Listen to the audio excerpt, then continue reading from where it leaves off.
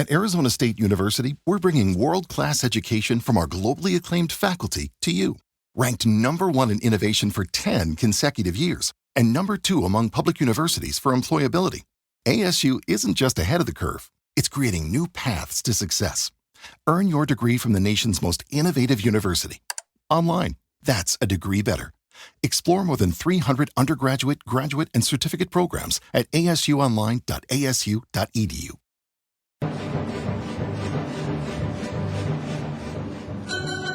Farrell coming to center, dumps it off the boards in the corner. Robert going after it. He scores! Rene Robert! And the Sabres win it again in overtime! Jason Woolley! Jason Woolley! The shot heard round the world!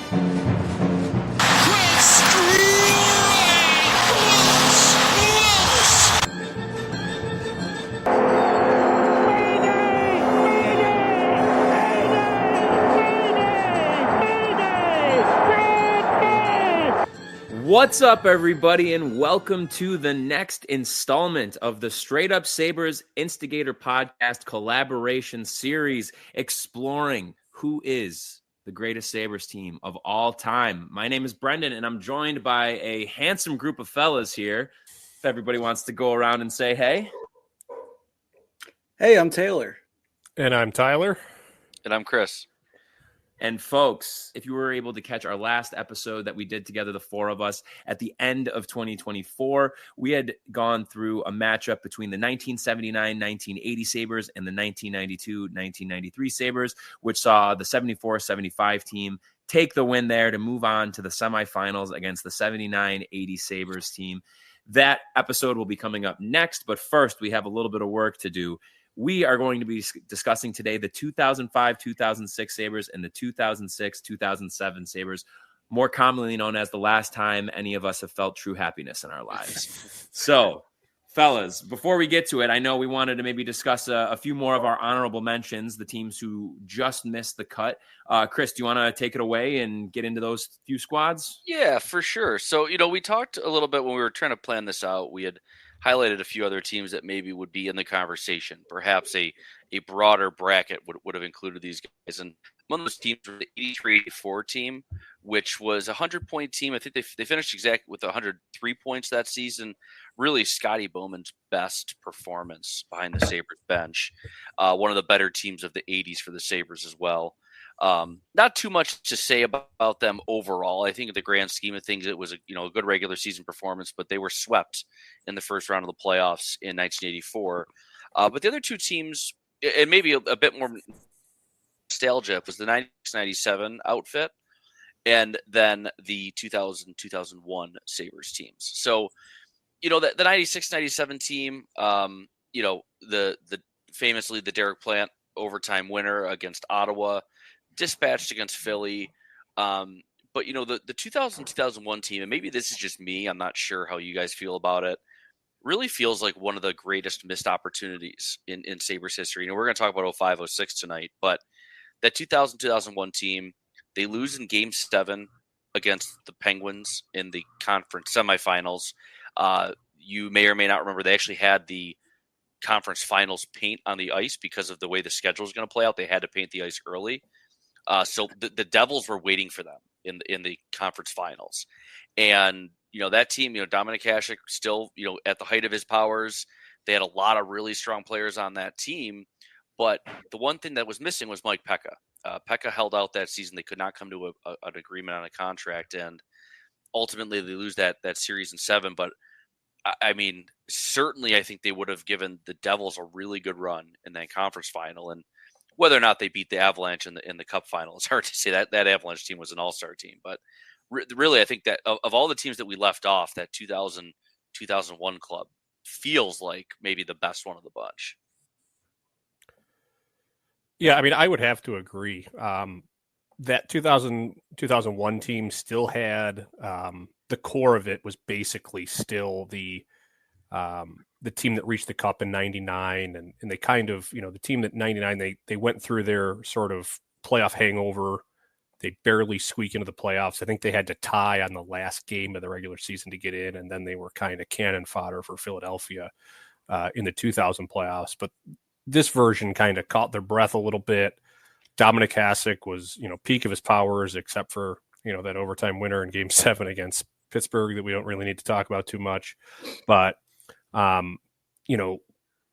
best defense in the league in terms of goals against, obviously a lot to do with the guy between the pipes, but that was the year they kind of got a little bit of the old band back together. Dave Andrechuk made his return.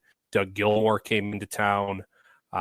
They were just a really, really good team. And again, the bracket kind of opened up for them a little bit in the East. Chris talked about how they were, you're running into the Avalanche if you get to the Cup final, but they were a second place team in their division. So they had the 5 seed. They waxed Philadelphia. That was the 8-0 Game 6 win that I was thoroughly enjoying. And then they had home ice because the Pittsburgh was a 6 seed. And then Pittsburgh was really no match for New Jersey in the conference finals. So, and I believe, Game 5, or it was Game 6 in Pittsburgh. They were like a minute away from putting the thing on ice, and Mario Lemieux scores, to extend the series, basically get it into overtime, if I recall, and the rest is history. So they're that close to, in my opinion, because of who the goaltenders are, basically a coin flip to get to the Stanley Cup final again. So that was, as Chris said, a huge missed opportunity. Yeah, I agree. And I think the 2000-2001 team is interesting because the Hasek era for the Sabres is really defined by him standing on his head, them pretty consistently getting outshot, outplayed, having not much offensive punch. But at the bookends of it, his first year here, they had obviously McGillney, LaFontaine, McGillney, Howardchuk, everyone, Andrechuk too.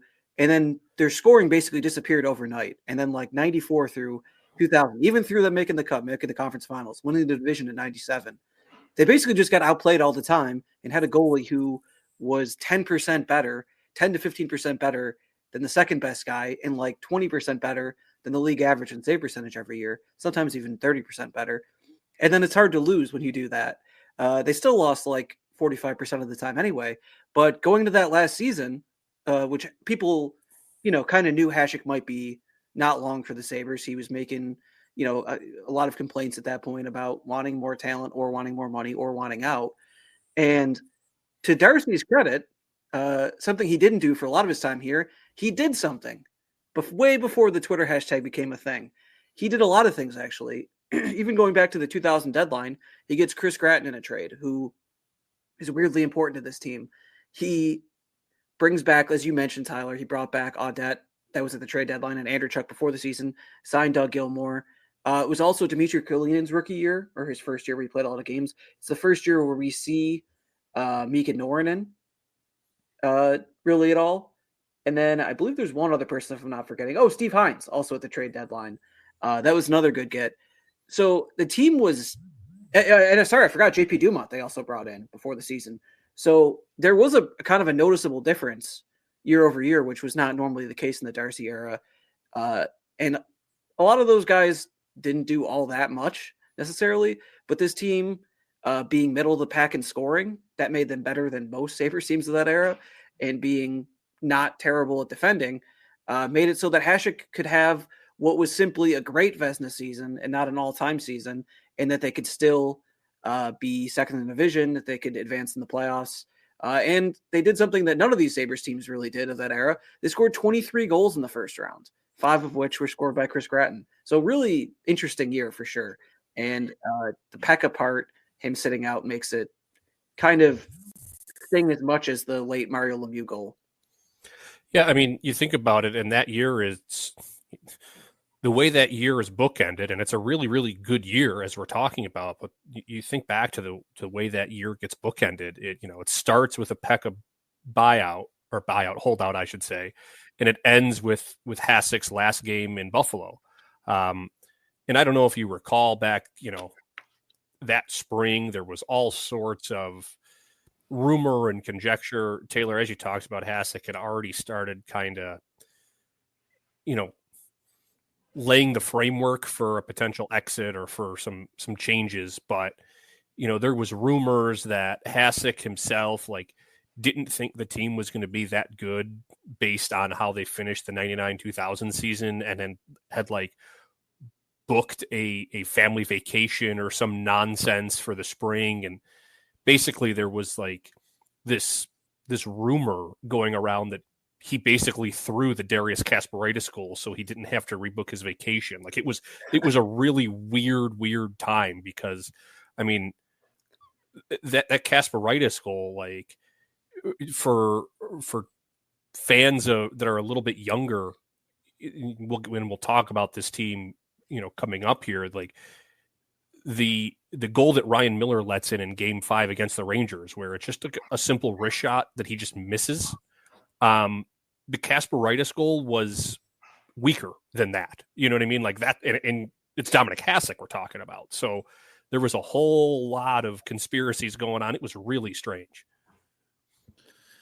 Yeah, one of the things, too, I wanted to bring up that Taylor and I were talking about in our last episode of Straight Up Sabres that just seems crazy now with the amount of distance that we have from back then, is that Michael Pekka's last season as a Sabre was his age 25 season. That just, like, blows my mind. I totally lose sight of that. You would think that it would have been a little bit later in his career, but, I mean, he won the Selke at 22 years old. It's just crazy.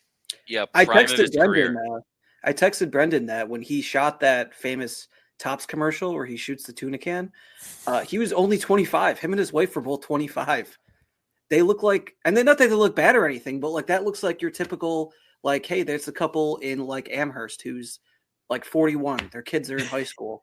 Like, it's part of it's the way they're dressed, but I don't know. It's that was crazy to me. That was he definitely looked older than his age for sure. Yeah. Like he could have been in a 90s teen high school drama for sure. That guy probably had 5 o'clock shadow at like 14. Yeah. And I'm so glad you mentioned like the fact that he left at 25, Brennan, because that, like, he won the Selke at 22 for, second year with the Sabres. He was a top 5 Selke vote getter every season in Buffalo. Back-to-back 20-goal seasons, probably would have had 4 straight 20-goal seasons had he played all 82 and 97, 98. But like a bona fide top 5, top 10 defensive center in the league. And, he wins the Selke that first year with the Islanders. So it's fair to assume that he would have been right up there again in the voting. He would have been a massively important piece for the Sabres team in 2001. And because they can't come to an agreement on the contract, he sits out the whole year. He's traded eventually in the offseason. That was the beginning of the end for that club, of course, because they went into a pretty firm rebuild after that. But yeah. I mean, Pekka was such like a seminal talent for that team. He wasn't going to score 40 for them. Their overall goal scoring, was pretty well spread out. But you insert another 20-goal scorer in that team, it would have made 5. If given a little bit of latitude for Barnes and Grattan, because they each had 19. You would have had 6 guys in that 20-goal neighborhood. Would have been pretty notable, I think. And instead, he's watched from the sidelines when they give up a 3-2 lead and lose on home ice. Yeah, and that's the way that those Sabres teams were built in the mid to late 90s. Obviously way before the salary cap, way before we had any idea what anybody was making. Like, you know what I mean? Like people couldn't even contextualize like how much more the Rangers and the Red Wings and those teams were paying their players compared to the Sabres. You know what I mean? Like it didn't even register. But the Sabres, I mean, for basically that whole window of contention, if you want to call it that, from 96, 97 all the way through 2001, it was basically you had your all-world goaltender, you had your stud blue liner in Alex Zhitnik, you had your shutdown forward in Pekka, and then you basically had, up until 2001, you had one guy that was the goal scorer in Miro Shatan. You know what I mean? And that's kind of what made Miro Shatan so good, is that he was scoring 30, 35. I think he touched 40 once or twice. And he's doing it for a team that, like, everybody in the building knows that's their only guy. Yeah. He's their guy, and he was still able to put the puck in the net in an era that, the clutch, the grab, the trap, everything was there. So, that team basically had one of all, they kind of touched all four corners, but they only had one guy. So you're talking about the depth. And I think that's what made the 2001 team, or the 2001 team, so unique as we talk about our other teams here that just didn't make the cut. Was they actually had a little bit of depth, at least in some of those areas. You know what I mean? The blue line was starting to fill out a little bit, but as we've said here, the scoring depth was finally there to a point where it wasn't previously during this run of success that they had, and then obviously they still have the equalizer in net there that, unfortunately, let's call a spade here. He missed the one mistake he made ends the season. You know what I mean? Yep. Yeah. Well said. Absolutely. Well said. Are we ready to move on to a little 0506 discussion here, Taylor? Yeah, do you have something else to add? It's just the Nostalgia Bowl, so Yeah. Go ahead, Taylor. Sorry. Yeah, no problem. Could I just say with the 83, 84, we didn't really mention them, but obviously that's just the year Barrasso is 18 and wins the Vezina and the Calder. There's not much to it. Like you mentioned, they got swept in the first round by Quebec. And I was wondering, why that happened. How did they get swept? As the favorite in a series where Barrasso is so good all season. And it turns out it's because Quebec had a better save percentage by 118 points in the series. Oh, that would do it. Wow. That was it. Hard to Illuminating. Yeah. 940 versus 822. Yikes. Good Lord. Talk about getting goalied. Holy cow. Yeah, that'll do it. All right, well, let's get into this here. So similar to what we've done, I should say what we did in our last episode, let's go team by team here. We'll start off with 0506, and then we'll get into 0607 here. We'll give a bit of an overview on both of the teams, discuss them one at a time, and then we'll I'm sure as we go along, we'll, of course, include in here who we're leaning towards. But at the end, we'll come to our kind of final conclusion as to who moves on, and we'll eventually face off against the 98-99 team.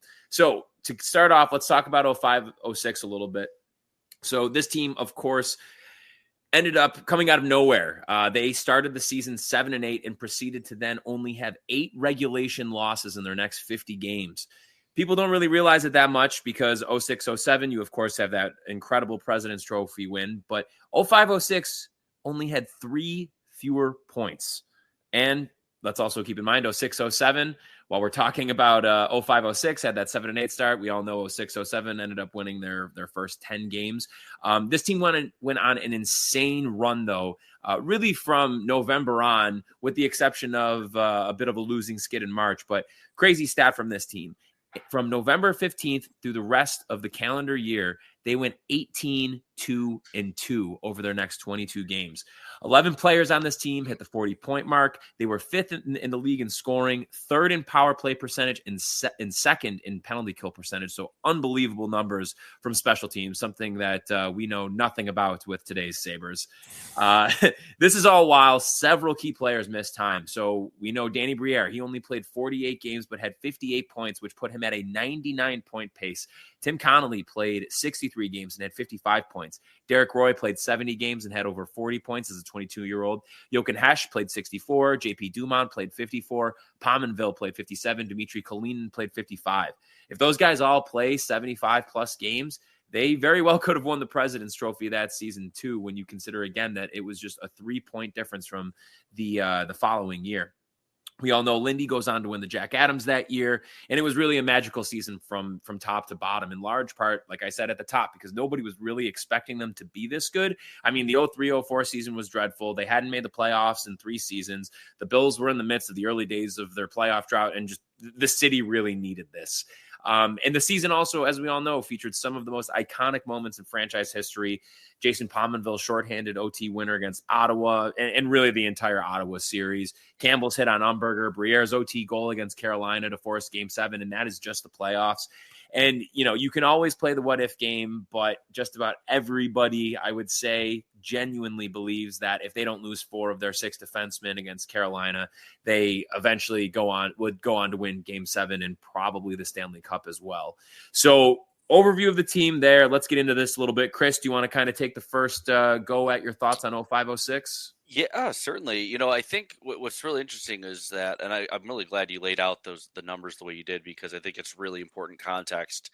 Because I feel like in hindsight, and the way that we often look back at this team is certainly obviously the loss of the defenseman in the conference final and how that affected them, but it's also that this was kind of an unheralded, almost unexpected run for the entire season, and not a growing critical mass where, to your point, they 3 fewer points in the President's Trophy team the next year, and if they don't lose all those games in March, it's a pretty tough losing skid there. They lost 6 straight and 8 of 9 games. How much better is that team? Also, what does their seeding look like in some ways too? But it's still for me a very much a question of like, 0506 has all the good vibes, all the nostalgia, and 0607 was so much like just such a juggernaut, and they had the weight of expectations with them as well. But what I think about this 0506 team, the depth and goal is a big part of it. Marty Brown won 12 straight games there, and it would have been probably a more substantial winning streak. It got interrupted. This was during Ryan Miller's absence with a broken thumb. But the lone blemish in that run is a 5-0 loss to San Jose, and Mika Norton did make it 15 minutes into the game. So I think it says a lot about the balance of the roster that you had Baran there to spell Miller. Miller didn't have to play a heavier workload. Probably made him stronger for the playoff run as they went to him. It's a really fascinating breakdown between these two teams. And, I think the one thing that really stands out to me too about this team, again, speaking to their depth, speaking to their balance, they had some players who could really check. Mike Greer, a phenomenal matchup type forward. I think Paul Gostad, he's only 23 years old on this team, showed some chops in that department too. Obviously, Jochen Hesch was, very well suited for that role. They had a really good group of players on this team. They did not have a lot of holes. And one of my other what ifs with this team, and Tyler and I actually did this around the deadline one year, if I'm not mistaken, was what if they were willing to go get someone at the deadline in 0506. They really much stood pat in that spring. And I can't help but wonder, obviously a defense would have been helpful, but even if they went and got, a forward, what do they look like? Yeah, I mean, that year, as you guys have said, like all the vibes, right? Coming out of the lockout, obviously, that was my first year as a season ticket holder. So I remember this season very, very well. And it's just, it's one of those things where they start the year off, and obviously everyone remembers the season from the playoffs and obviously the way it ended, but also the Ottawa series, the Jason Pominville goal. And remember, this was back when they did the scheduling where you played everybody in your division like 6 or 8 times. It was bananas. So you saw these teams just so often, and you only played, I think the way they did it, right, there was one division from the Western Conference that you just like straight up didn't play. So you'd see teams like once every 3 years or once every 2 years from the West, which is very strange. But obviously Ottawa going into this year was like the big bad wolf, right? They were the ones that had Dominic Hasek this time. They played the Sabres. The first 3 times they played the Sabres, they outscored them 21-5. I mean, this was the game, where the 10-4 game was in this year. I mean, in Ottawa was just an absolute juggernaut. Chris, you mentioned the San Jose game. That was coincidentally Joe Thornton's first game as a Shark, coming here and putting a 5-burger on the Sabres to start off his career as a Shark. And that was also, if my memory serves correctly, I think that was the first game that the Sabres sold out of this year. You remember a lot of this era here from probably 05-06 to probably just up until the half-season lockout. It's remembered, obviously, for mainly these two teams we're going to talk about, but also the amount of fan support they had. this game, that San Jose game, was the first game that you could not just go up to the box office and get tickets, because they were sold out well beforehand. And I think, Joe Thornton, his San Jose debut played a role in that. But I think too, as we talk about how this season went, and Chris, you brought up, what if they made a move at the deadline? Obviously they beat Ottawa without Dominic Hasek, so that's a big what if is, what if Ottawa has Dominic Hasek the whole way? How are we really remembering this team? But also, you go in and you play Carolina with, 4 men's leaguers on your blue line, and you take them to Game 7. And obviously it's Jay McKee. That's the big loss going into Game 7. And another loss that kind of gets, no pun intended, lost in all of the defenseman injuries is Tim Connolly getting beheaded against Ottawa. I think it was in Game 2.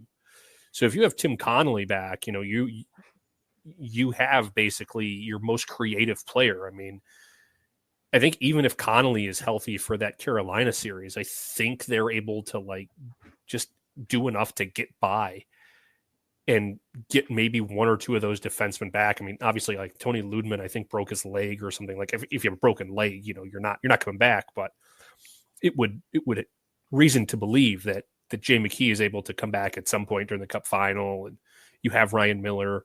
I mean, that team was so good, was so fast, was one of the few teams that read the new rules well out of the lockout. And I don't, just based on Darcy Regeer's history and the spending habits of the Sabres, like half of me wants to say, oh yeah, they read the rules better than everybody and they prepared for it. And the other half was it's a small market team that just went a whole year without making no money. And, they were just going to roll out this team no matter what. But also, this team, the Pominville, Vanek, this new core that was basically born out of 05-06, they played together a full year in Rochester during the lockout and won 50 games in an 80-game season down in Rochester. I mean, they were unbelievably good down there. And just because of the way news traveled or didn't travel then, and the way hockey wasn't really covered during the lockout, even in a big hockey market like this, nobody really knew about that. And I think even if it was on the news once or twice a week, hey, the Amerks and all these guys that are going to be playing for the Sabres after this lockout are currently sitting at 25-6. I think the excitement level might have been a little higher, and people would have been a little less surprised at how well that 05-06 team came out of the blocks. And they played games here too. That Amerks team, they played a handful of games in Buffalo, and they sold well. They sold pretty well those games. So yeah, it's there was definitely some hockey fever for them to come back. And just very quickly, I don't want to cut everyone else's time off here, but Tyler, I do think you're probably right in a way. They were probably a little fortunate the way the rules broke for them too. I think there was very much some budget conscious choices made in the roster construction, and it ended up being advantageous for them. Definitely. You know what that reminded me of when you were talking about there, people not paying as much attention to the AHL and whatever. Do you guys remember that the Buffalo News would report on, I believe the channel was E4, the digital cable channel, whatever, the video game one? I could be mistaken what it was called. Anyway, they simmed NHL games for a whole season. They simmed a whole season of games. I remember it. And the news would report on it, how the Sabres were doing, who the leading scorer was. They even were talking about the playoffs when that happened eventually, during 04-05. I just remember that. I hadn't thought about it. There's no way Mike Harrington approved of that. No, definitely not. I wouldn't assume. But yeah, that team, it was, I think the nice part here, and you guys kind of got at the two, was it was kind of a surprise. Even if you thought hey, I'm excited to see all these young guys, you didn't think, hey, this team's going to tie the franchise record for wins and have, I believe, tie the franchise record for points to be broken next year, and have be a goal away from the Stanley Cup final. No one would have thought that. It would have been insane.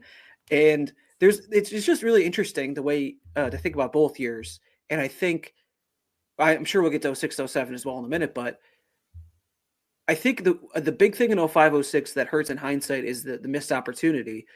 because, as you mentioned, Hasek was hurt on a freak injury during the Olympics in Torino that year. So no Hasek, who had, despite his age, been I think second in the NHL in save percentage. If he was Hasek's still a on stud. if Hasek's on that Ottawa team, forget it.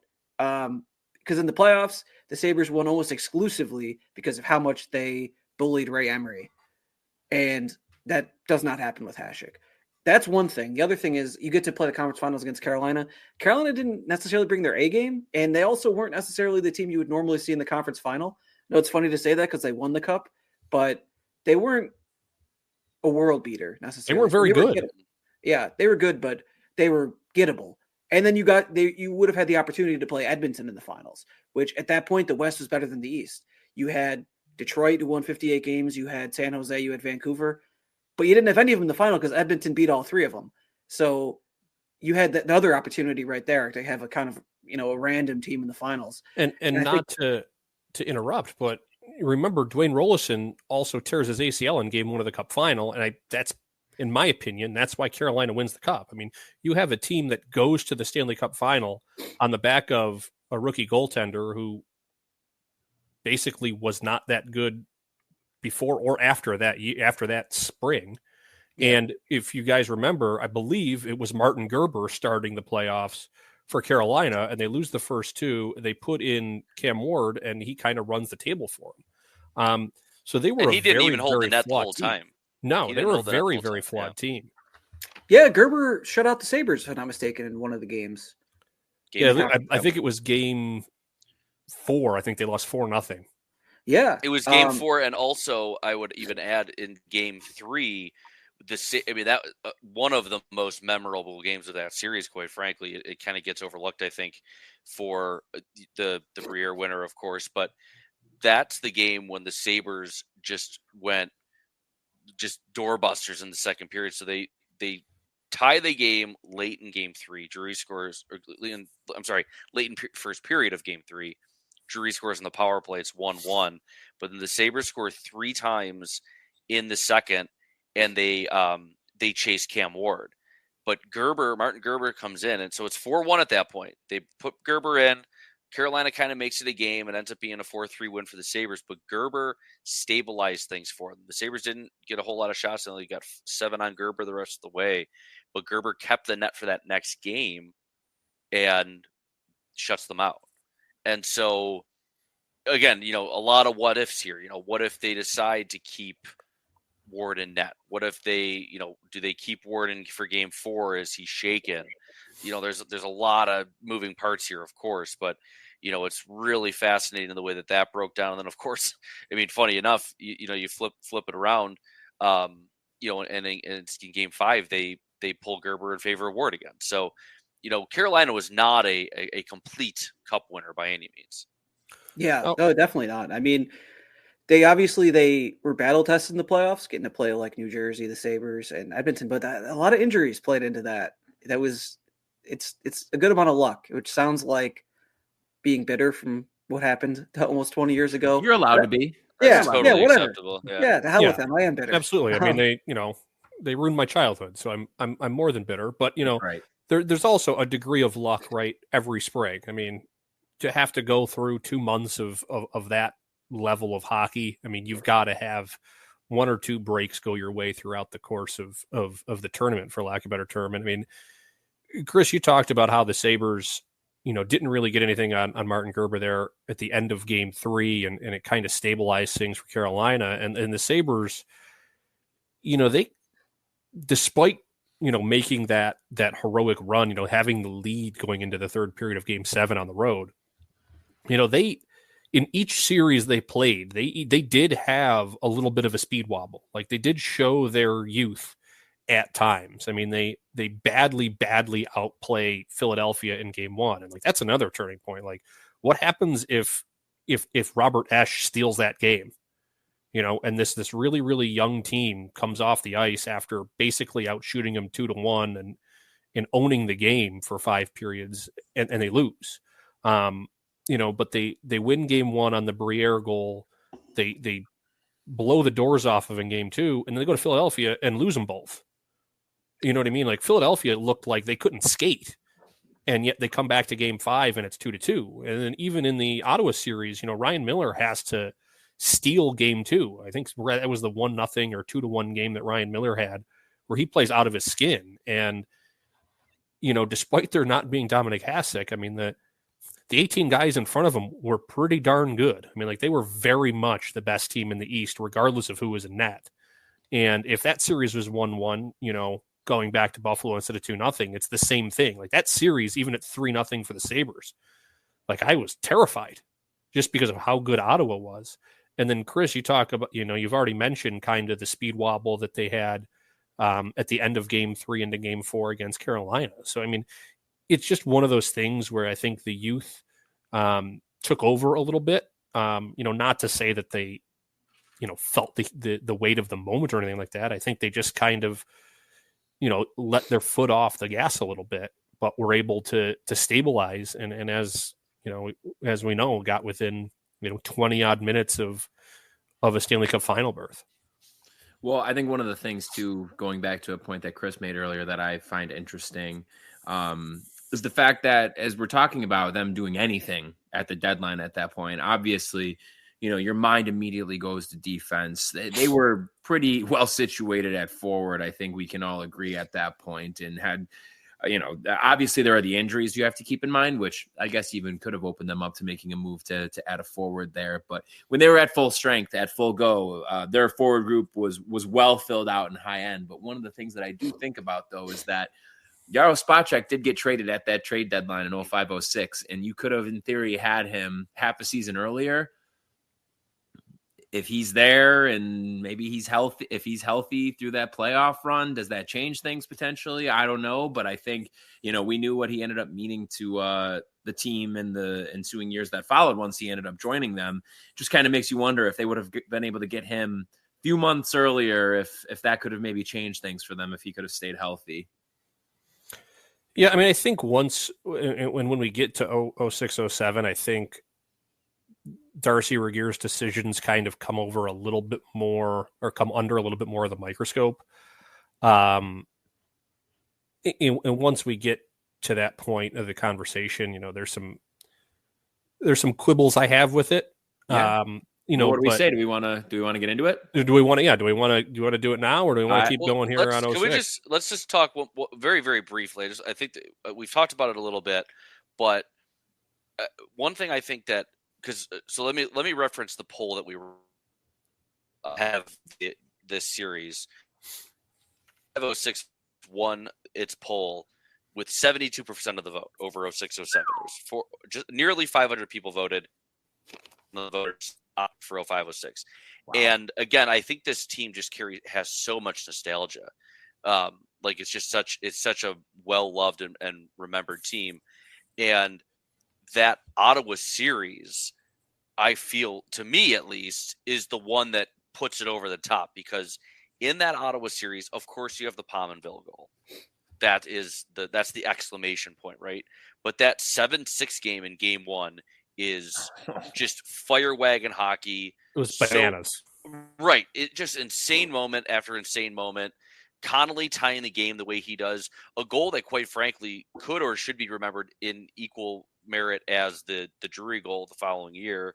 Tyler, you mentioned Miller's game 2, one of the best goaltending performances in a playoff game in Sabres history. I mean, Dumont's goal would otherwise be really well remembered, and it's just an afterthought in that series. So I would just be curious to get each of your thoughts, or each of our thoughts on, looking at that 05-06 season. Do you have a favorite moment? Maybe it's just the Pominville goal, but for each of us, as we weigh our vote here, when you think about that team, what's the moment for you?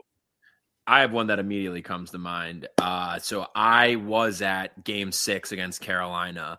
And so that season, and for a while all growing up until a few years ago, really the COVID season, my dad would always split season tickets with a couple buddies of his. And so I would, every year probably going to 10 to 12 games, typically getting to go to 1 to 2 playoff games. And specifically held out for, hopefully like, oh my God, imagine if they, at the beginning of the season, or at the beginning of the series, we pick our game. Oh, well, I definitely want to get game 6. Like, imagine if they're able to like clinch against Carolina at home, whatever. Obviously going into it, stakes incredibly high down. You need it to, get to game 7. And it was totally by a chance of, by chance, luck, whatever you want to call it, that like the day before, my sister ended up getting 2 tickets to the game. And for we were like alternating periods pretty much for who was in our season ticket seats and then who were in the other seats. It was my dad and I, and then my sister. And I want to say it might've been both my sisters or my sister and her friend, either way. But I ended up getting, for overtime, the other seats that weren't our season tickets that were 10 rows up from the away net, and was pretty much like right there when Briere ended up scoring the winner. At that point, I would have been what? No, 506, like 11 or 12. And I just remember, that happening. For one, it was like an earthquake hit.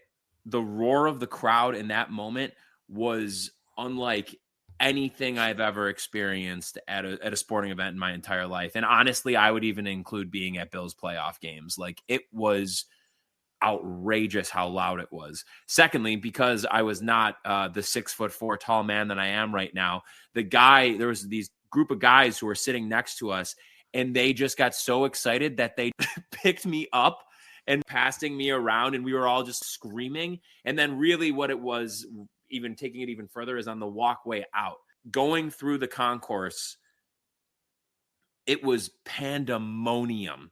I don't know if any of you guys were at that game as well. And, I was there. Okay. Walking out was insane, outrageous. And I just, the pure joy that I felt in that moment, the rush of it all was intoxicating. Like, it was, I think, both up until that point and even still to this day, my favorite in-person sports moment of my entire life. Just the pure rush of adrenaline that hit when they scored after all of that tension and buildup getting into that point. And also, Danny Briere was my favorite player, still is my favorite hockey player of all time to this day. So him scoring it too just added another level of just how special the moment was. And it's something that I will never forget for the rest of my life. It was truly just a once in a lifetime moment. It's, not even them winning a championship. Yeah.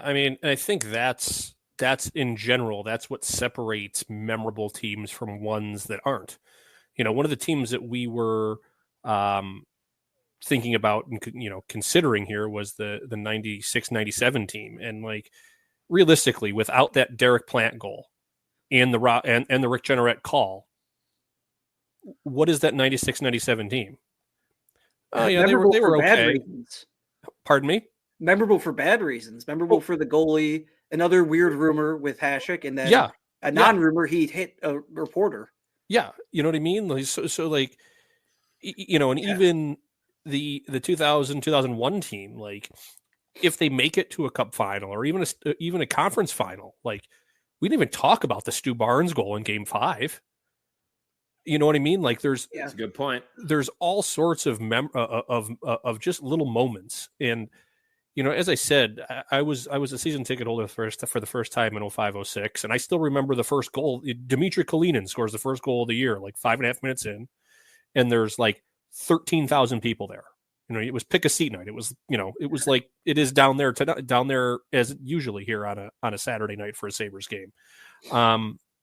But like, you look at every single game, you have the Briere winner in Game 1, you have against the Flyers, you have, the 8 or 9 goals or however many goals they score in Game 2, and then Lindy and Ken Hitchcock going at it in the press conference after. The Ottawa series, we talk about Tim Connolly's goal being kind of underappreciated. Well, so was Derek Roy's shorthanded goal. You know what I mean? That game just had everything. Chris with a great shout for JP Dumont's goal. Every single game that they won, even some that they lost, had just these little moments that you remember. I mean, Game 7, Jochen Hecht finally scores a goal from below the goal line.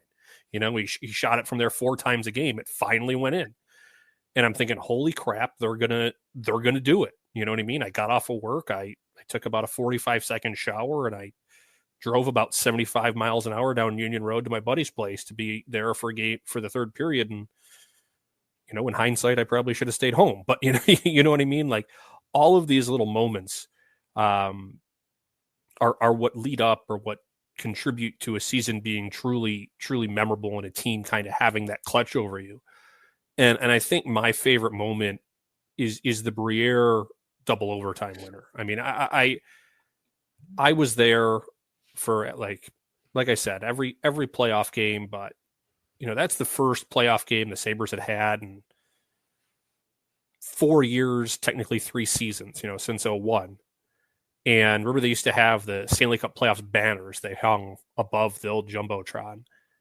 And I remember walking to my seats, and they're directly behind the net we shoot twice on in the 300. So they're great seats. But, you know, you look down the aisles, and you can see the Stanley Cup playoff banners. And I got the chills. I was like, oh, like, this is for real now. Like, you know, at that point, I'm 16 years old. I'm like, you know, the kind of youthful exuberance. You know, I'm not 8 or 9 thinking, oh, this is really cool. I'm at a playoff game in 1996 or whatever. You know, you kind of start to grasp like this is important. And that game 1, like I still, you know, I was at the Cup final games in 99. I was at all the playoff games in 06, 07 that we'll get to. I have never seen the arena, the bowl of the arena, full earlier before puck drop. I mean, we're talking 35 to 40 minutes. Everyone's in their seats, screaming already. Like it was an unbelievable atmosphere. The only time I've heard the arena louder than it was for that Danny Briere goal was the Stu Barnes goal in Game 4 of the Cup final. That's it. Yeah, it's. I think there's an compared to the 90s and even the 70s, there's something that happened in the mid 2000s that I think made the Sabres even more important to the people of Buffalo, which is, well, it's a 2-part thing. One is that they almost moved and then they didn't, and now they were here, and that was great. So reaffirms people's love. The other thing is that the Bills really solidly sucked, and then they firmly didn't matter by that point. And the Bills had a chance to, you know, reaffirm being the number 1 team by far in the city in 2004. I don't need to get into how heartbreaking that season ended, but it was nothing bad, nothing too interesting, nothing humiliating, and nothing about Willie Parker. Yeah, I don't even know who that is. I don't even Never heard of him. I don't even remember who Brian St. Pierre is. Nope. Anyway, Greg Maddox's brother. Yes. So that would have been during the lockout, the 04-05 lockout. So the Bills come back in 05 and they're depressing. They didn't build on that at all because that was kind of a mirage. And it was like, oh no, JP Losman, it turns out he isn't good. Oh no, Takeo Spikes tore his ACL or Achilles, whatever it was. And by the end of that season, they have a Saturday night game in December hosting Denver, who is really good. I think they got a bye that year. And there was a Buffalo news story at the time where a reporter went to the tailgate and tried talking to all different Bills fans, like, hey, why'd you even come to this game? The Bills are out of the playoff race or whatever. What do you think of the franchise? You upset? 5 straight, or at that point, 6 straight playoff misses? People are like, I don't care. The Sabres are good. And it was like the resounding story throughout that piece was just fans being like, well, this is whatever. I'm out here, but I'm really more interested in what the Sabres are doing because it's been an interesting start to the year. And I think that was a huge thing. And then there's another, I think, huge thing that makes these moments, cemented these moments more, in my opinion, which is that was the very beginning of YouTube becoming a thing, like around 06, 07.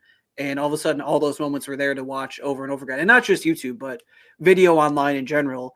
There was, the end of dial-up, so it no longer took an hour to watch a video. So you could just watch, hey, like, that was really cool. When Campbell hit Umberger, I can go watch that right now on my laptop or desktop, which is something I know I did in middle school, like thousands of times, early high school, late middle school. So I think that was part of it. But to answer the question from before, my favorite moment I just referenced, it was the Umberger hit. just because it felt like that kind of like set the tone for how these teams and these playoffs are going to be interesting and fun in a really variety of ways. And then obviously the Briere goal happens after that. Also, and you know what's really funny about that is, if you guys remember, nobody goes after Brian Campbell after he nearly kills RJ Umberger. Yeah. Nope. Like, he hits him and he skates away and he's inside the Sabre blue line and the linesman around him. But basically the Flyers are doing what the Sabres just did for Tage Thompson. Yeah, there's a little scrum, but nothing much, right? But there was no inquisition. Kind of there was no inquisition in the Philadelphia Inquirer the next day, from what I recall, which is, ironic considering they're the Broad Street Bullies and they brought their team still had Darian Hatcher and these trees and the playing defense and they couldn't skate. They were like the prototypical team that didn't adjust out of the lockout. And I just that just came to me now that, like, of all the teams to have somebody get buried and not respond, that team was one of them. Yeah, for sure. And a few months later, I think it was in October of 2006, the Sabres well and truly killed that Flyers era, beating them. I think it was 9-1, 10-1, and Robert Esch, it ended his career. Ken Hitchcock got fired. That's when Robert Esch, I think. Yeah, it was 8-2 or 9-1. Yeah, they didn't get double digits, but it was up there. Yeah, that was an it was something like that. And that Esch never played again, having just like months earlier been in the Olympics. Hitchcock gets fired, and they totally transformed after that. And they were in the Stanley Cup a couple years later, so I guess the Sabres did him a favor. But yeah, that was another interesting little side note to that era. Mm-hmm. Wild. What's yours, Chris? There's so many highlights. Like, I'm kind of torn. I think at the end of the day, it is the Palmaville goal, but it's because I had just gotten home from school. So I was in college. Like, game one, we had an anything but close party at the hockey house. Nice. And like me and my buddy spent the entire thing watching the game. Like, we didn't even like participate in the party because we watched overtime, the overtime and all that. And that was incredible to watch, the Briere winner, with your buddy, your buddies at school. But like, I got home from school, I want to say like the day of or the day before game 5. And so I was able to get together with my buddies from home. We're watching it at, I don't even remember whose house we're at. Doesn't matter. And so like getting to see that win, like the first thing I did when I got home was that win. And then everything that transpired after, we were sneaking beers at Duff's in Orchard Park for most of the games, like stuff like that. So like, overall, like that run was just incredible. Being like 20 years old for it certainly helped. But I think I gotta say, like, getting home, like day you get home or the day after you get home, and then being able to like meet up with your buddies to watch game 5, and that's the winning goal. So I got to take the easy button, unfortunately, but yeah, an easy but good one to say the least. Yeah, definitely. Yeah. Taylor and I do that too. We hang out watching hockey in anything but clothes, but in kind of a different way. It was the mid 2000s. What can I say? I people still did that in the mid 10s in college. Honestly, that was still I'm gonna say. I mean, kids were starting to settle down when I was graduating in 10. So I'm glad to see there's some sort of debauchery still going on. Yeah, definitely. So I don't know if anyone else on anything on 0506. The last thing I think, and I think this would probably lead nicely in 0607, is I think there's kind of a reputation for this team that they, came into their own in the regular season, pretty good regular season, but finished strong and then really hit their stride in the playoffs. And I think that's kind of wrong, not quite backwards, but really I think this is what you have to consider when you compare them to 0607 is this team was good in the regular season and not as good as that team, but they were 5th in goals scored and 10th in goals against. They had 11 guys with 40 points, and Miller, they had one of the best goalies in the league in Miller, but they also had one of the best backups in Baron. And the playoffs, they were definitely better than Philly. And like you mentioned, Tyler, like they were just a team from another era. They weren't ready for post-lockout hockey. They're still talented, obviously, but a thing in that series is special teams kind of carried the Sabres. But on the other hand, the Sabres goal differential wise, it wasn't a 6-game series. They win in 6 games, but they outscored on 27-14. Miller has a .918 save percentage. Esch and Niittymaki combined for .868. and the Sabres outscored them 9-4 on special teams. So that was an interesting thing. That doesn't really scream complete dominance, but that's really just because games 3 and 4 in Philly were kind of not all that great. Ottawa is the one that's really interesting because I think Ottawa, as someone mentioned here, it would kind of totally flips the perception of this team because they beat what was probably the best or second best team in the NHL, and they beat them in 5 games. Every game in that series, including the one Ottawa won, was a 1-goal game, all 5 of them.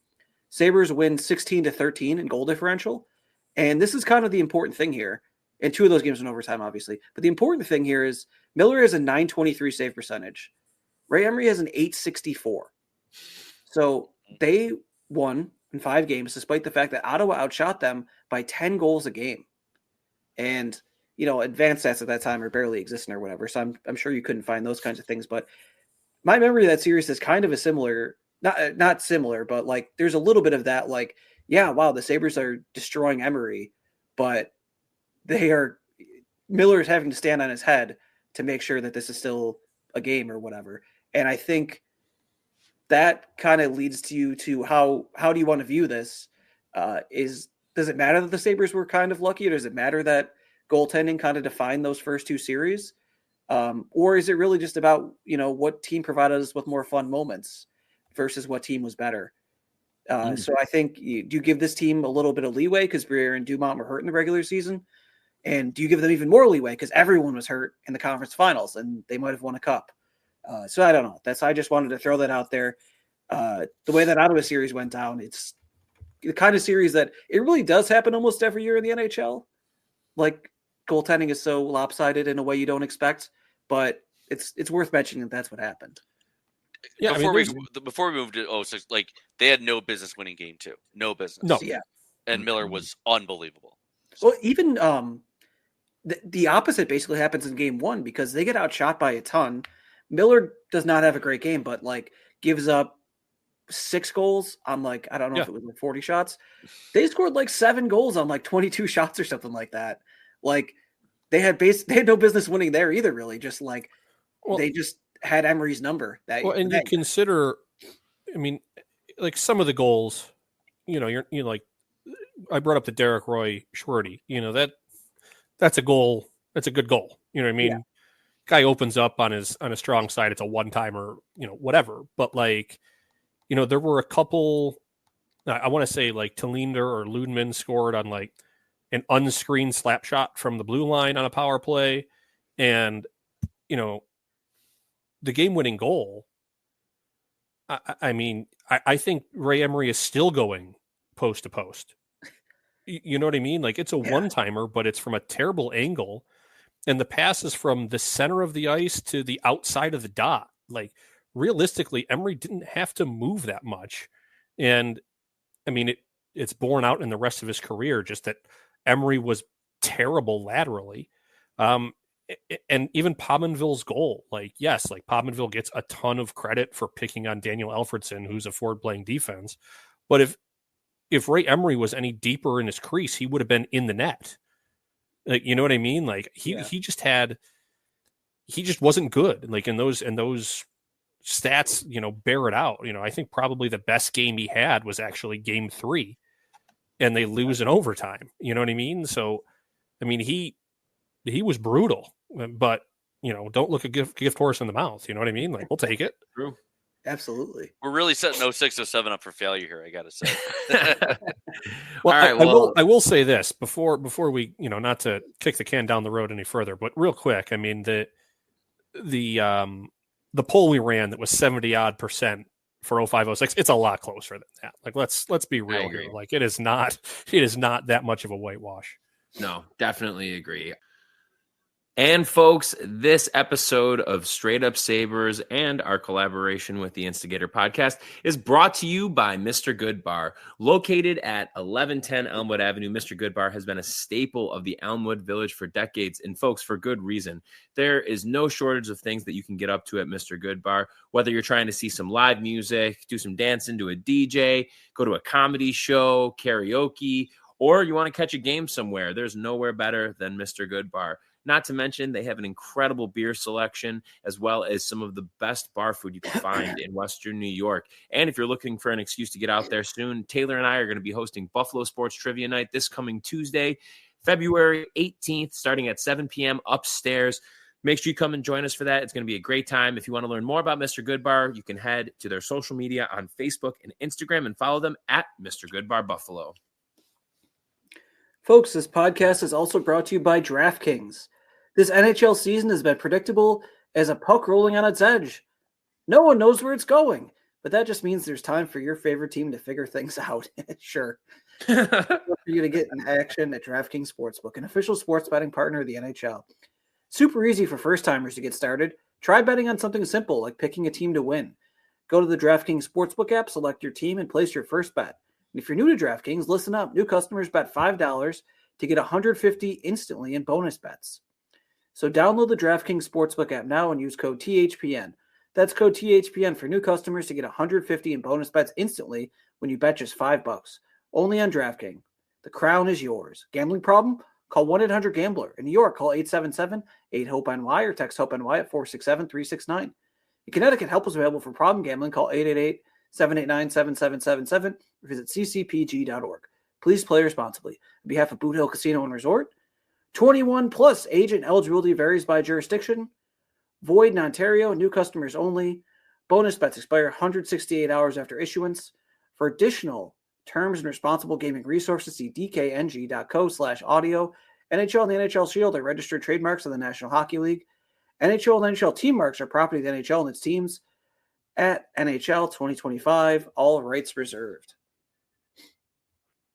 All right. How about we get into a little bit of an overview of 06-07 and then get into the discussion? Let's do it. Yeah. All right, folks. Well, as we mentioned before, 2006-2007 is the first and only President's Trophy team in franchise history. This team had 8 players with 40 points, 4 players with 30 goals, led by Thomas Vanek's 40 goals. Danny Briere, of course, has his most points in a season by a Sabre in the 21st century with 95. It was also the last time a Sabre finished in the top 10 of points in a season. There's 3 All-Stars on this team in Briere, Miller, and Campbell. 4 Sabres broke 20 goals by the All-Star break. The next closest team at that point had only 2 players hit that mark. 06-07 featured its fair share of injuries as well. Tim Connolly, Paul Gaustad, Max Finneganov, Chris Drury, Alesh Kotelik, and Yaro Spacek all missed time due to injury. As I mentioned before when talking about 05-06, this 06-07 team started off the year so hot with that 10-game winning streak and not losing until their 13th game. The Sabres, in spite of all of those injuries that I had mentioned before, still ended up leading the league in scoring with 298 goals.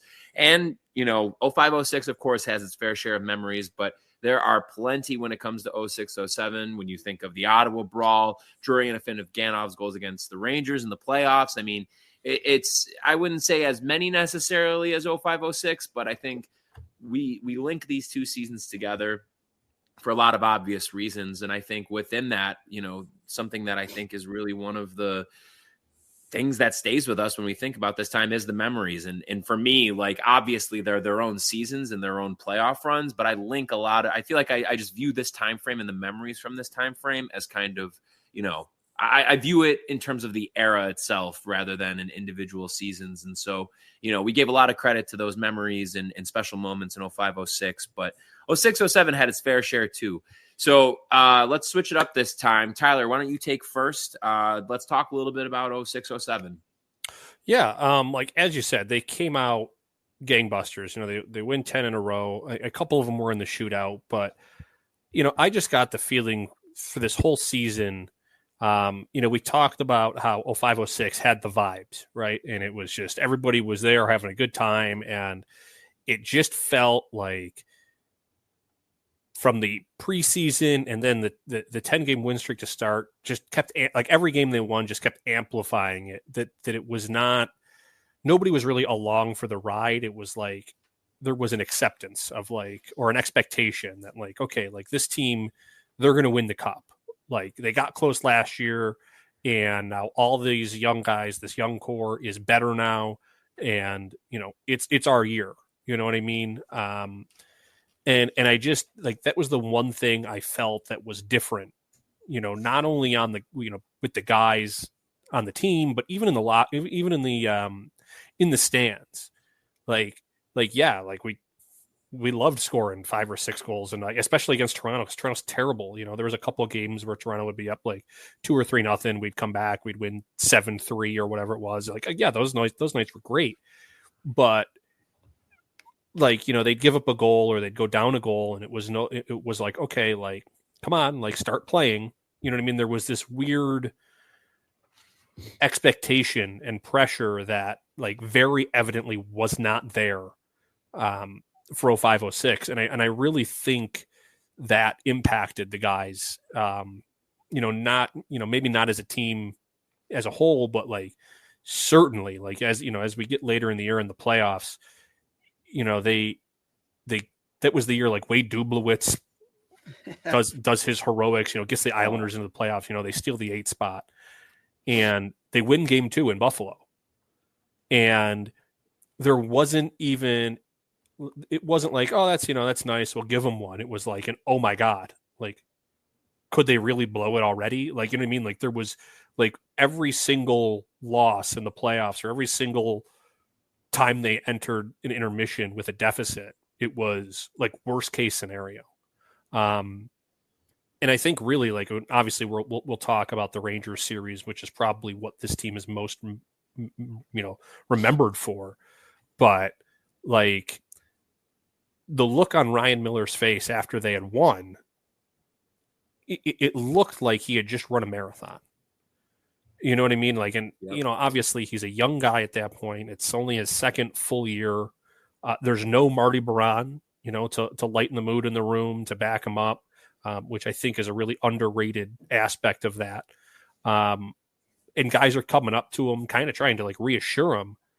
But I mean, the amount of pressure that I feel was on the team, whether it was real or manufactured, was like nothing I've seen before. And it's not like, and the Bills are now good, you know what I mean?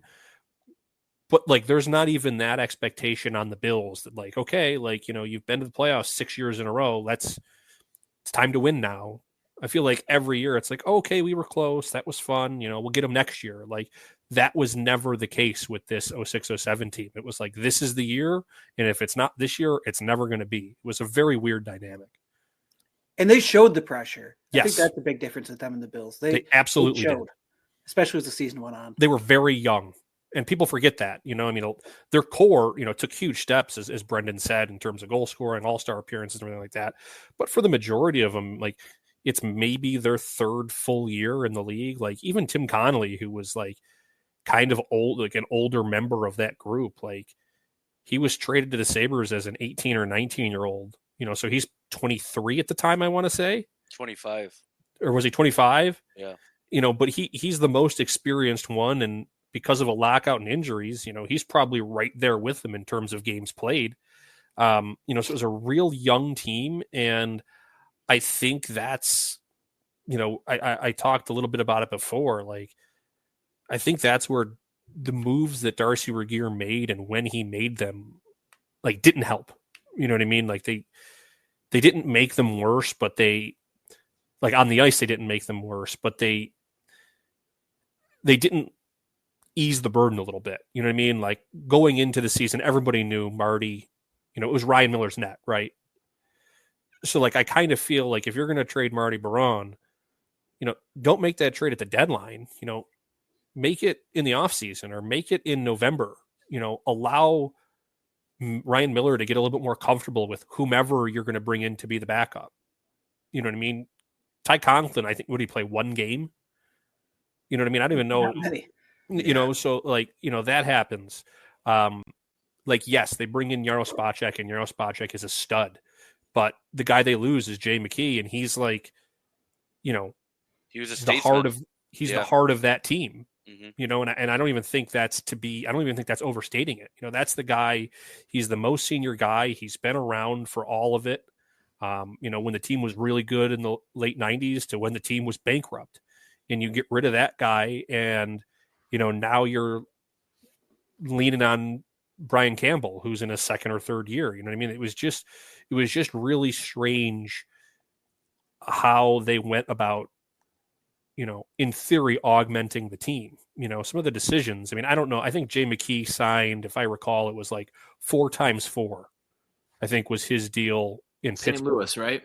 Or St. Louis, whatever. Yes, because he went St. Louis, then Pittsburgh. But it was a 4 times 4 deal.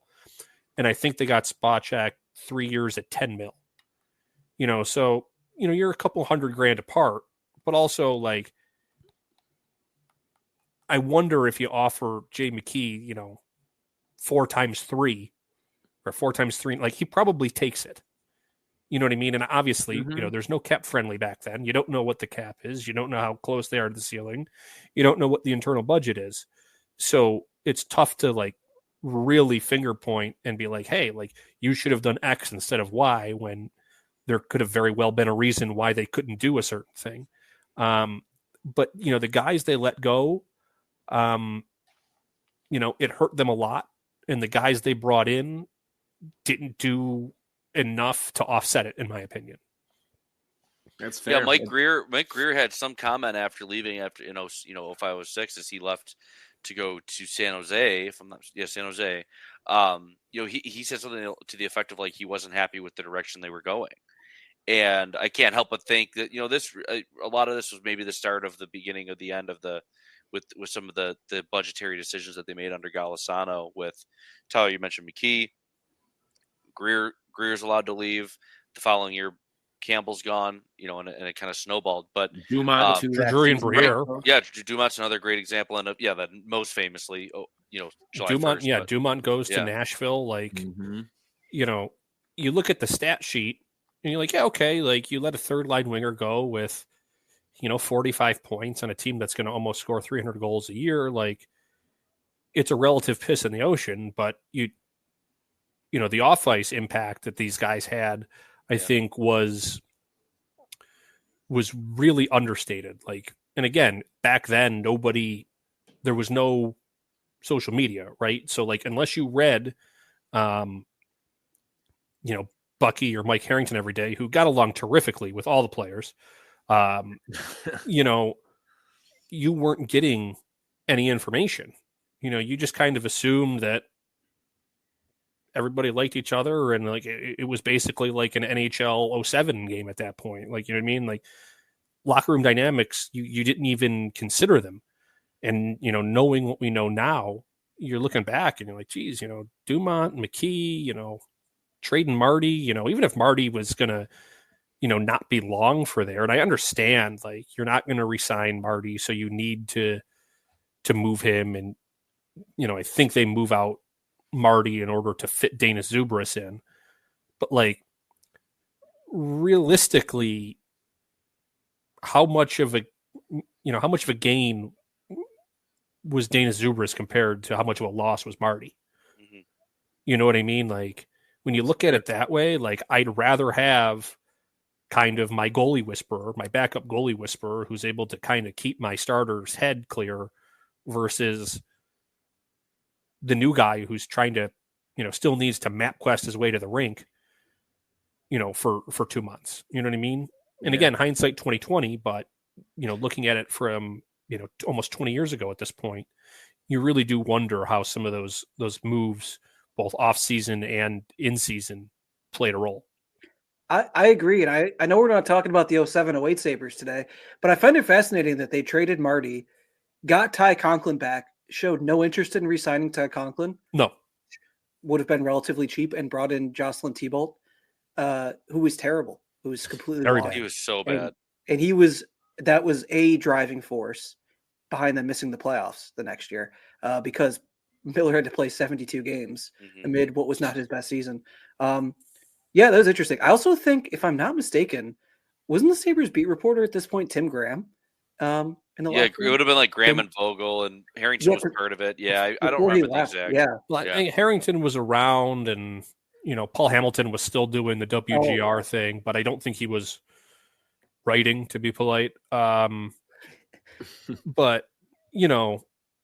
all those guys, like there's one way to get news, right? And there was no way to know. I mean, obviously, like Tim Graham is a very good writer, and we're not, I don't want to try to besmirch anyone here, but like there was no way to know if like what they were saying was wrong. It was like, it was like watching the news in the 80s. Like, well, it was on the news, so it must be true. It's got to be the case, Yeah, no, that's what I mean. I think it's you have, strange. you have those guys, and they don't get everything, obviously, but you didn't have much access, if any, to national guys. No. Like, unless they were on WGR for some reason, or I guess if you bought the hockey news, but that's a relatively limited amount. There was no The hockey news Elliot was legit Friedman. back then too. Yeah. Like, yeah. So Yeah, there was no different times, big time. Yeah, for sure. It's interesting. Yeah. But yeah, to that point, like, I think you brought up a lot of good points with the guys they lost. Like, do they need to bring in Zubers if they have Mike Greer? Probably not. Dumont, that's another one that kills me because he went to arbitration, as Danny Briere did too. And the arbitration thing was 1 year for $2.9 million, and they let him walk. Mm-hmm. And I know it was a different time with money, and the salary cap was much lower then. It was in the 40s, I believe. Yep. But $2.9 million for Dumont, I would have done it because their depth scoring in the playoffs was a no-brainer. Yeah, again, like it's tough to be like, because you don't know what everybody else was making. You know what I mean? Like, unfortunately, cap friendly's dead, and cap wages, the knockoff version of it doesn't go back that far. Yeah. But yes, you have to go like on Spot Track, and it's very incomplete. It's very difficult, but like you have to look back at that roster and like looking at the defense and the injuries that team had at the end of 05-06 compared with the offensive depth they were bringing back. Like, in my opinion, you could sacrifice 30 goals. If you take 30 goals off that team, they're still scoring 270 here. Yeah. They're still scoring almost three a game. To shore up the defense or utilize it in different ways to keep guys around, like it's just one of those things where you look back and you're like, perhaps not the best allocation of resources. You know what I mean? Definitely. Yeah, totally. I think I did want to just to say some positive things about the team. Brendan mentioned them having multiple All-Stars here. I think this might be the most diversity of award voting that the Sabres have ever had at the end of a season, where they had Briere and Drury both got Hart votes. Vanek was a second-team All-Star, something I'd forgotten about. Drury was fourth in Selke voting. Campbell was ninth in Norris voting. Miller was sixth in Vezina voting. I don't think they've probably gotten votes in all those awards in the same season before, I wouldn't imagine. Not maybe the 70s, but obviously, such a different time at that point for sure. You forgot one very important award. The Bud Light Plus Minus Award was won by Thomas Vanek, who's plus. That's right. On the year. That's right. You may or may not. The old school, the Wayback Machine will show you, but yeah, I believe it was the Bud Light Plus Minus Award, if I'm not mistaken. Wow. Wow. You also had a rookie Drew Stafford collecting Calder votes. I didn't even think of that, but yeah. Come on. There we go. Yeah. Wow. Good point. Yeah, it was not a contract year for Drew Stafford, so he showed up. Oh man. Wow. But yeah, I don't know if do you guys want to talk about the playoffs at all? Well, I think that's like where the letdown really comes ultimately, because Taylor, you kind of just mentioned it too. Like, you look at this playoff run, and Tyler mentioned it with game 2 there against the Islanders, but like also that Rangers series was very touch and go for what was a 6-2 or a 6-game series, and a 4-2 win. Like, you win the first 2 games, and then you lose 2-1 back to back, and then they escape game 5. That's putting it politely. Yeah, like obviously, like the Drury goal is an all-time seminal moment in Sabres history. And I want to call this out. Taylor, you mentioned like the birth of YouTube. For the longest time, there was the best video of that goal on YouTube was Sabres tying and winning goals versus Rangers, but tying was spelled Tieing. and they must not have had the ability to change the title of it. But I watched that video about 30 times. I know. Yeah. It's got to have thousands of views on it. But like, yeah, like as incredible as that game was, I was, again, still at school at a Buffalo Wild Wings in an eastern suburb of Cleveland, one television on the Sabres game in the back corner. And we're standing up to leave. We're like, well, okay, see what happens next game, I guess. And Drury scores, like, oh, well, we're going to sit back down and watch this one now. But just wild. Like, yeah, like they just couldn't. I think at the end of the day, and I don't mean to just speak so negatively about this team because they were just an absolute wagon, but they just couldn't find their traction, it seemed like, especially in the playoffs. They just didn't have – they were missing something. Nothing clicked in the playoffs for them. Well, it was really weird because after that Game 2 loss to the Islanders, they win the next 3, pretty straightforward. There's no drama. They win Game 1 against the Rangers 5-2, straightforward. They win the second game. They lose Game 3 in double overtime, and you're like, oh, okay, whatever. And then Game 4, I'm sorry, but Daniel Briere scored. Yep. I was just let's call, again, let's be realistic here. It's very obvious that puck is on edge and in the net, but they're not given the goal. And if they are, that's not to say they're going to go on and win the game, but all of a sudden you're looking at a 2-2 series. And also, like, that Ranger team was really good. Like, you look at that roster, and like you've got Prime Henrik Lundqvist, this is Lundqvist who, the year before had 1 gold with Sweden in the Olympics, and nobody still really knew much about him because he was only a second year over in the NHL. But like, he's a stud. You had like only 35-year-old Jaromir Jagr, so he's a stud. You know what I mean? Like, that whole team was very, very good. But I talked about it a little bit ago. That Game 5, it just felt like the weight of the world was riding on the outcome of that game. And the Sabres outplayed them, not quite to the level that they outplayed Philadelphia in Game 1 of their series from 06, but they handily outplayed the Rangers, and Lundqvist he played great. And then, an innocuous wrist shot, Miller goes to glove it and he just misses it. It happens. And I mean, I'll never forget it, but there's that face off after the icing with like 12 seconds left. And it was before the Jumbotron and the music even came on for the icing. It was like the puck is still sliding down to get touched up for icing. And everybody in the arena kind of stands up and like we all realize, like, if they lose this game, they're done. Like, they're not coming back from it. So that was just the crowd kind of realizing, like, oh shit, for lack of a better term. And then obviously, as Chris said, tying and winning goals. I mean, the arena goes bananas for the Drury goal. Nobody sits down during the intermission, and Afinogenov blows one by him on the power play. And it was funny, we talk about the weak goals that Ray Emery lets in Game 1. Like, Henrik Lundqvist, of all goaltenders, lets in a clear shot from the middle of the ice on the ice. It's hockey, right? And it's just one of those things. Absolutely. Yeah. And that, I think I always remember from that you don't really get from the YouTube videos, because I obviously cut off by this point, but Jenneret like reaches a point when Drury scores, obviously his classic, like, yelling, so excited. And I was listening to it on the radio in a car, and it was like that. He was like that, sending it all the way to intermission. Like, yeah, between, the third period and overtime, like, didn't let up at all. Like, so much energy the whole time. I always remember that. That was really cool. But that the New York series, as fun as Game 5 was, that was definitely the point where it was like, because the Islanders series wasn't as easy as it should have been.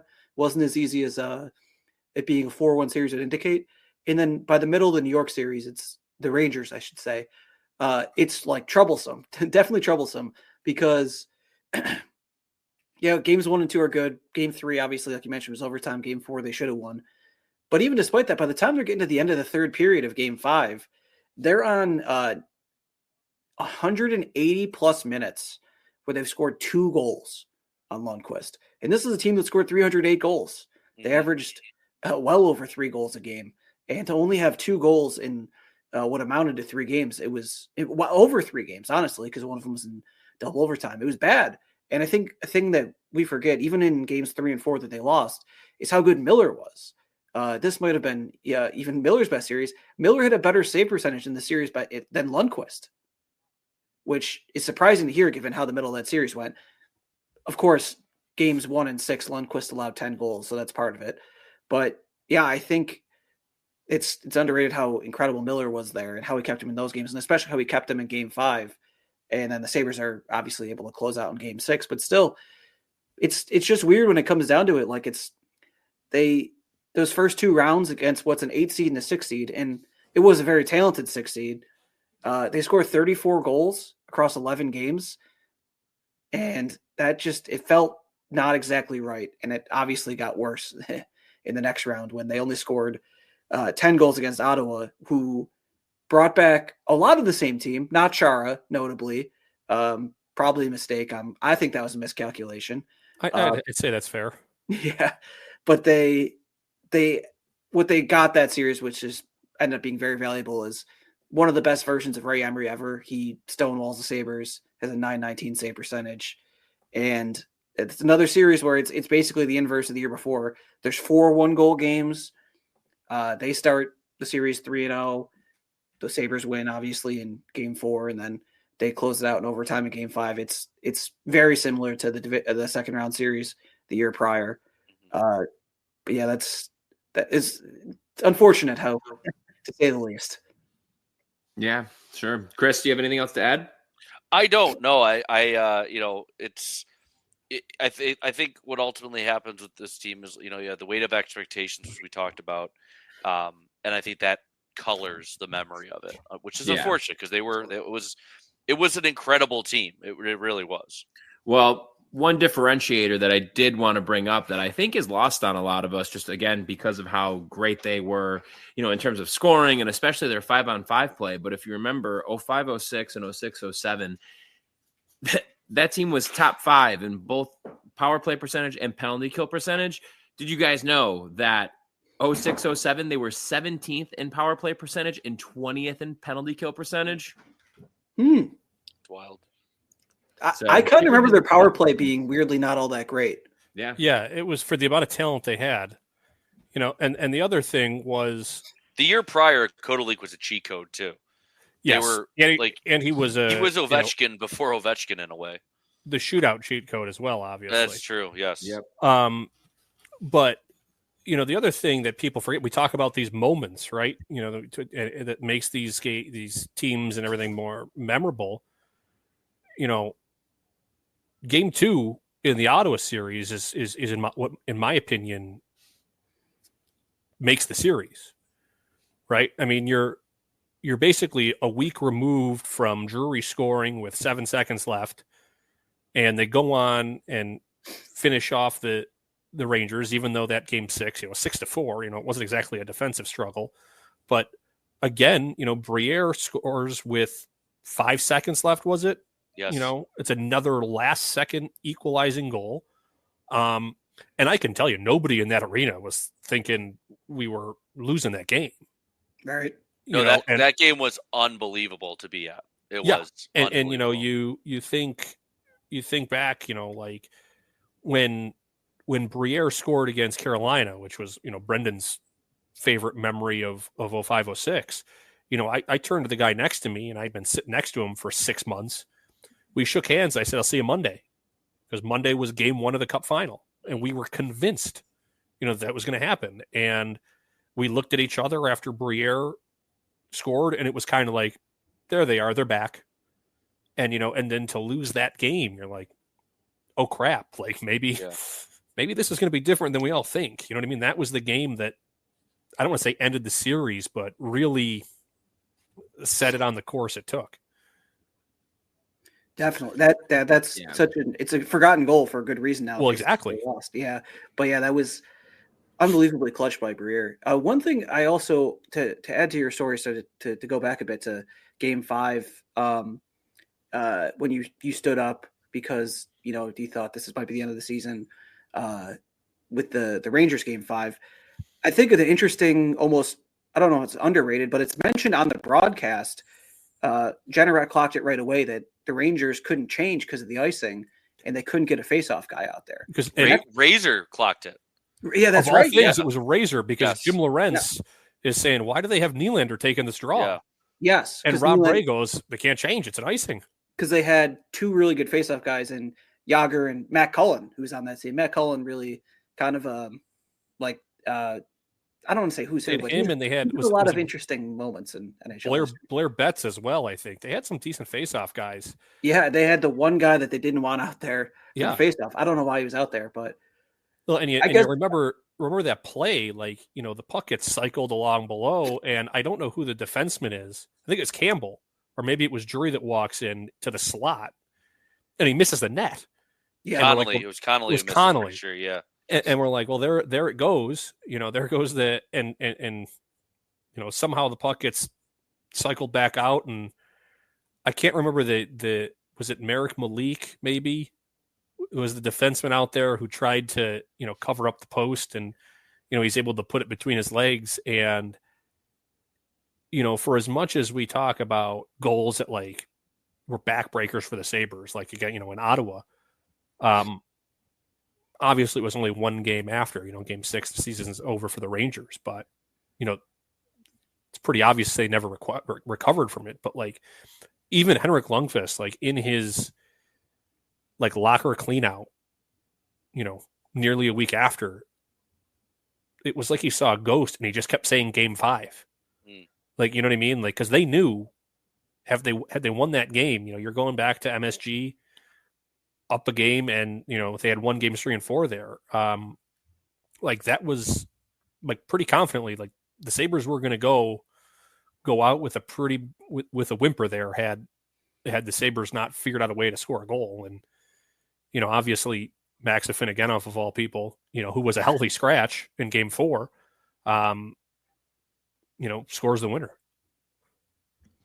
Crazy stuff. yeah. Fellas, where do we think we stand on this? I think we all have kind of showed our leanings a little bit here, but why don't we go one by one, and we can each give who we want to pick as the winner of this round and what our reasoning is. Chris, lead us off.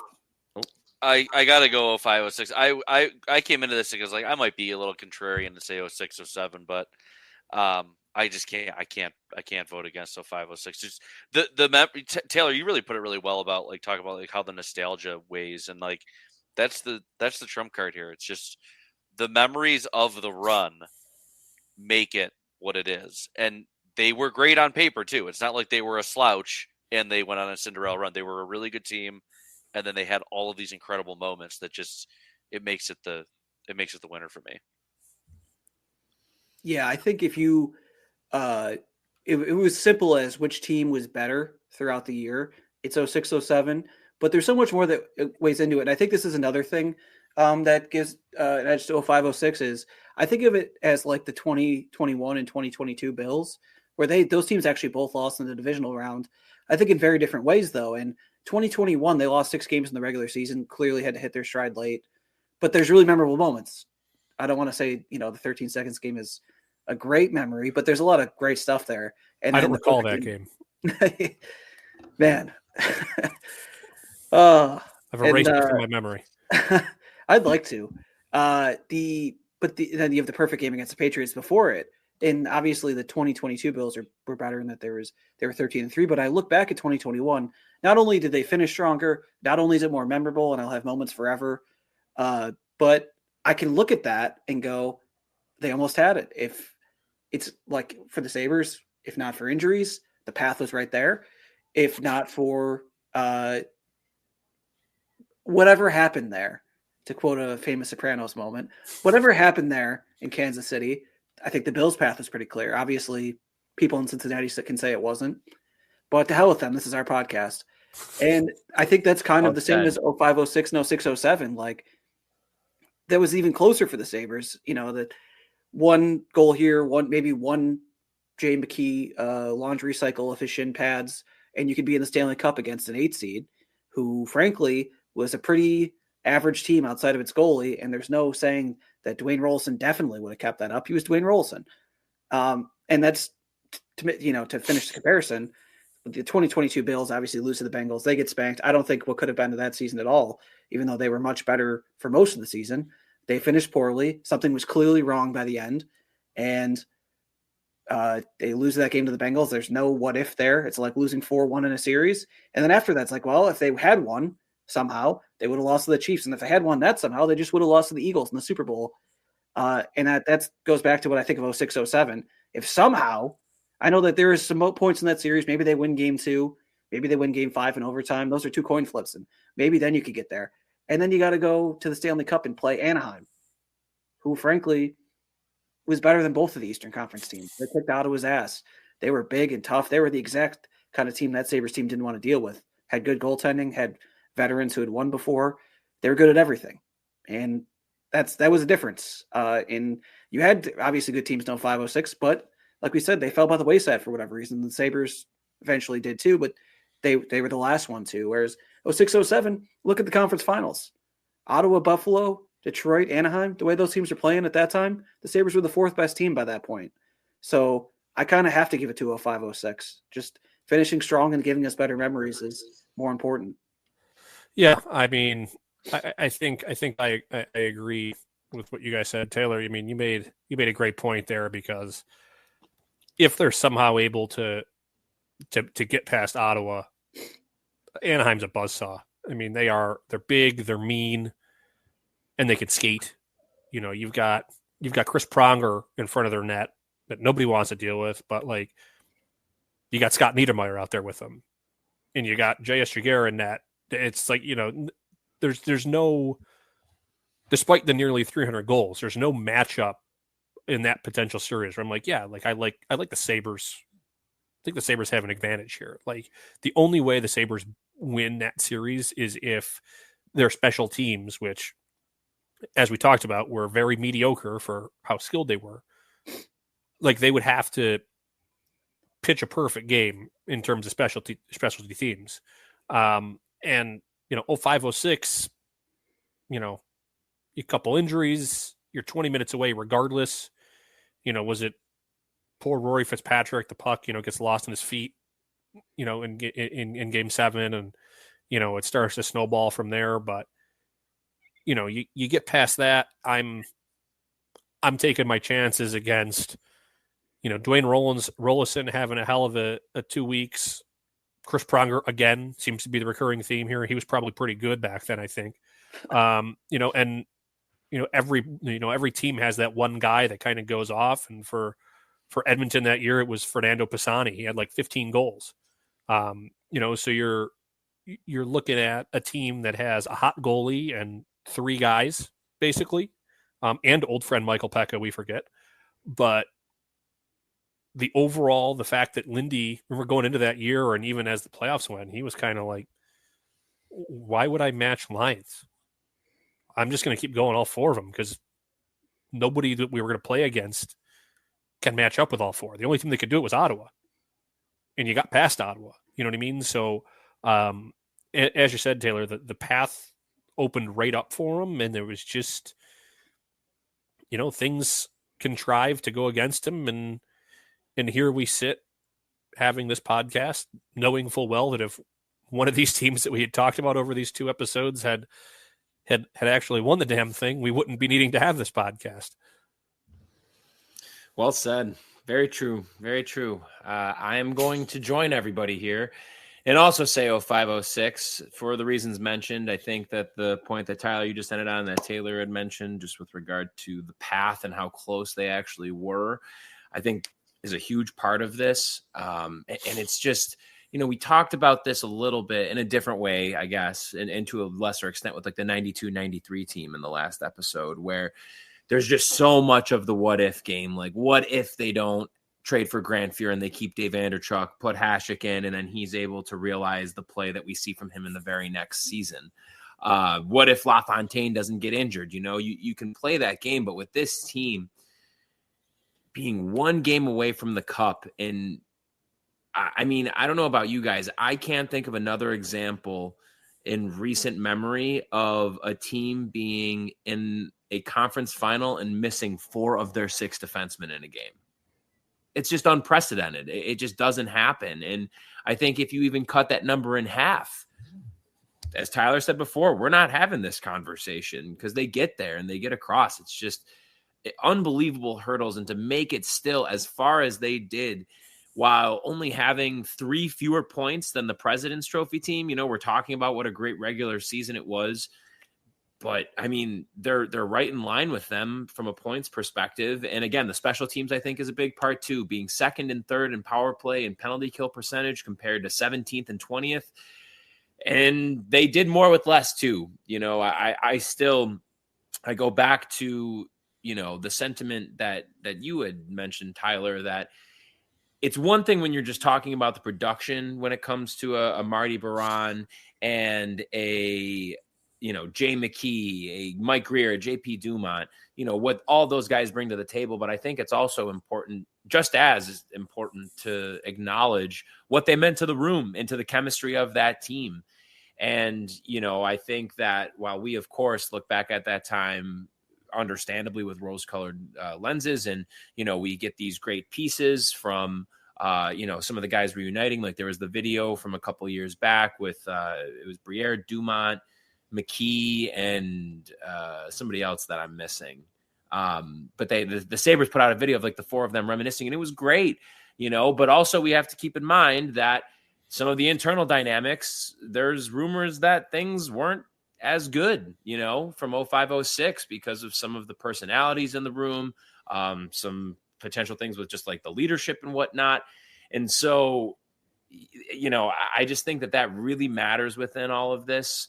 And yeah, I mean, you just have a better shot at it. Like that was the year that they could have done it. It just felt like the stars were aligned for them. And even though at so many points throughout the season, things weren't going their way, they were still able to overcome that.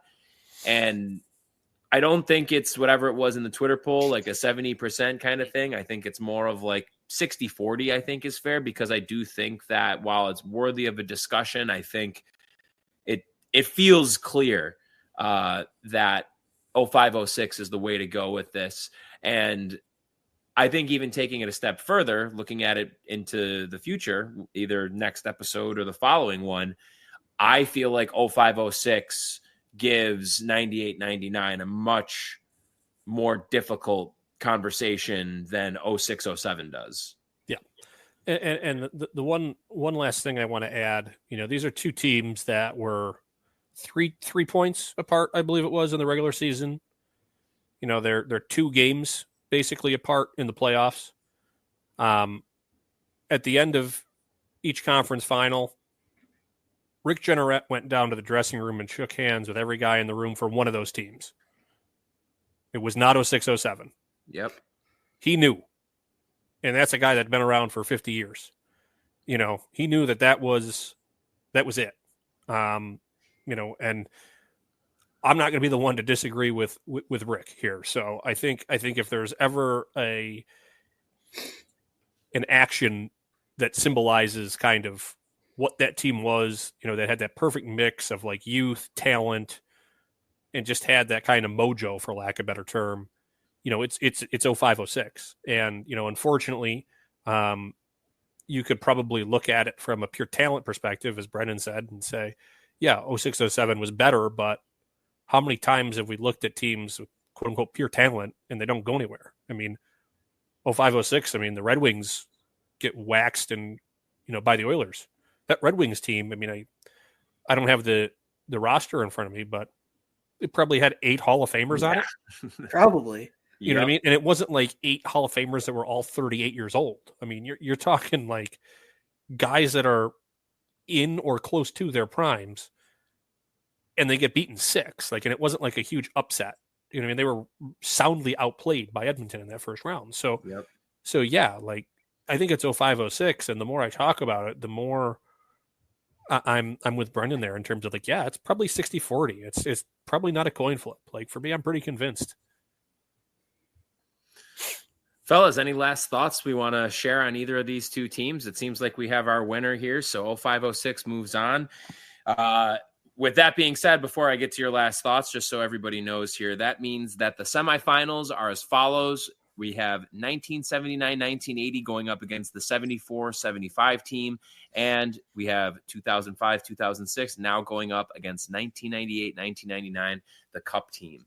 So we have a pair of Cup teams in each of the brackets and a couple of the other best performing teams of all time going up against them. So I think we have a couple of really good matchups to go here. And I think we can all guarantee that we will not have as long of a gap between episodes the next time around. Obviously the holidays and whatnot, we're keeping, and just getting into the new year, we're keeping us from doing this. But yes, we will absolutely be back with our semifinals matchups very soon. That being said, fellas, any last thoughts on the matchups here, or maybe what you're excited about for the upcoming ones? I would say also, just to be clear to the listeners who didn't catch the first one, you can go back and find that. We discussed the 79-80 versus 92-93. When was that? November? Mid-November? First week of December. Okay. Yep. Go back That in makes our us look bad 3 months ago. Yeah. Go scroll back and find that one in our respective feeds. If you want the more complete series. The other thing I would say is I got my wheels turning now, and I'm very interested in how this turns out. It's gonna be good. It's gonna be fun. Yeah, should be a good discussion. Very excited. Well, everybody, thank you so much for tuning in. Again, this episode is brought to you by both Instigator Podcast as well as Straight Up Sabres. We're very excited to come back for another one of these very soon. So stick around and we'll talk to you all soon. Thanks for tuning in. So long.